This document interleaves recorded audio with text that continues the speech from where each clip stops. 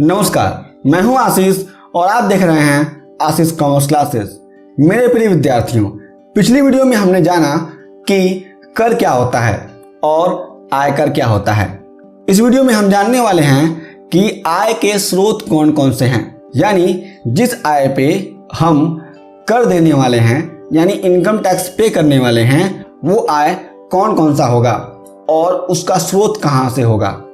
ठीक है, इसको हम आय के शीट्स भी कहते हैं, यानी हेड्स ऑफ इनकम। अब हम जानते हैं कि आय के स्रोतों के बारे में इनकम टैक्स एक्ट क्या कहता है। भारतीय आयकर अधिनियम 1961 के अनुसार किसी भी व्यक्ति, संस्था, कंपनी और फर्म को कर भरना अनिवार्य है यदि वह करदाता है, अर्थात कर भरने के लिए कर भरने के दायरे में आता है।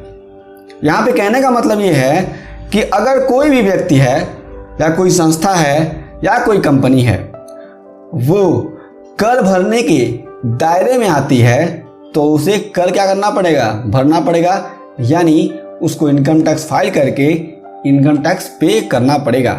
आय पर कर भरने के लिए यह जानना बहुत जरूरी होता है कि किन किन आयों पर कर भरना है। जिन आय के स्रोतों पर करदाता को कर भरना होता है उसे हम आय के शीट्स कहते हैं या उसे आय के शीट्स कहा जाता है। इसमें पहला है वेतन से आय, यानी इनकम फ्रॉम सैलरी। यदि आप वेतन से आय प्राप्त करते हैं, यानी जो आपकी सैलरी मिलती है, तो उस सैलरी पर क्या करना पड़ेगा, आपको टैक्स पे करना पड़ेगा। दूसरा, मकान संपत्ति से आय, यानी इनकम फ्रॉम हाउस प्रॉपर्टी। यदि आपके पास 2 या 3 मकान हैं और उस मकान से आपको भाड़ा मिलता है या फिर वो कॉमर्शियल मकान है या कुछ भी हो, तो उस भाड़े से जो आपको आय होगी उससे क्या करना पड़ेगा, आपको टैक्स पे करना पड़ेगा। तीसरा है व्यवसाय व पेशे से आय, यानी income from business and profession. यहाँ पे 2 बातें हैं, व्यवसाय व पेशा। यहाँ पे कहने का मतलब ये है कि यदि आपके पास कोई व्यवसाय है, आप व्यवसाय कर रहे हैं, तो उस व्यवसाय से जितना आप कमाएंगे, अगर आप कर के दायरे में आते हैं तो आपको क्या करना पड़ेगा, आपको टैक्स भरना पड़ेगा। अब आते हैं हम पेशे पे। पेशा मतलब हो गया कोई वकील है, कोई चार्टर्ड अकाउंटेंट है, कोई टीचर है, या फिर कोई आर्टिस्ट है, या फिर कोई राइटर है। तो उसके पेशे के द्वारा जो भी उसको आय प्राप्त होगी उसमें यदि वह आयकर के दायरे में आता है तो उसको टैक्स क्या करना पड़ेगा, पे करना पड़ेगा। अब आता है चौथा, पूंजी लाभ से आय, इनकम फ्रॉम कैपिटल गेन्स। यहाँ पे कहने का मतलब है कि आपके पास कोई प्रॉपर्टी है या फिर कोई ऐसी मूल्यवान वस्तु है जिससे बेचने के बाद से आपको अधिक मात्रा में धन का अर्जन होता है। तो उस स्थिति में जो भी आपको धन का अर्जन होगा, जो भी आप पैसे कमाएंगे उसमें क्या करेगा, उसमें आपको टैक्स पे करना पड़ेगा।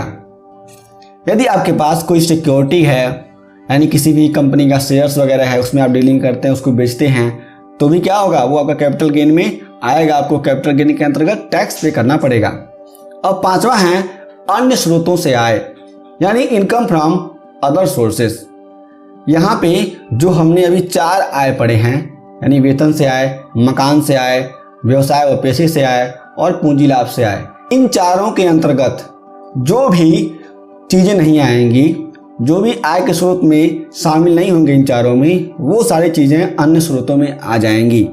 जैसे आपके पास कोई सेविंग बैंक अकाउंट है, उसमें आपको उसका इंटरेस्ट मिल रहा है, और आपके पास कोई फिक्स्ड डिपॉजिट है, उस पर आपको इंटरेस्ट मिल रहा है, तो ये सब चीज़ें जो हैं आपकी इनकम फ्रॉम अदर सोर्सेस में आ जाएंगी। जैसे मान लीजिए कोई भी व्यक्ति है, वो यूट्यूब से पैसे कमा रहा है, तो इस स्थिति में जो भी पैसा वो यूट्यूब से कमाएगा उसका वो किस में आ जाएगा, इनकम फ्रॉम अदर सोर्सेस में आ जाएगा। तो मेरे प्रिय विद्यार्थियों, आगे की वीडियो में हम बारी बारी सारे 5 हेड्स की चर्चा करेंगे और समझेंगे। और हमारा पहला हेड्स होगा वेतन से आय, यानी इनकम फ्रॉम सैलरी। तो मेरे प्रिय साथियों, आपको ये वीडियो कैसा लगा हमें नीचे कमेंट बॉक्स में जरूर बताइएगा। हम फिर से मिलेंगे एक नए वीडियो के साथ। तब तक के लिए जय हिंद, जय भारत।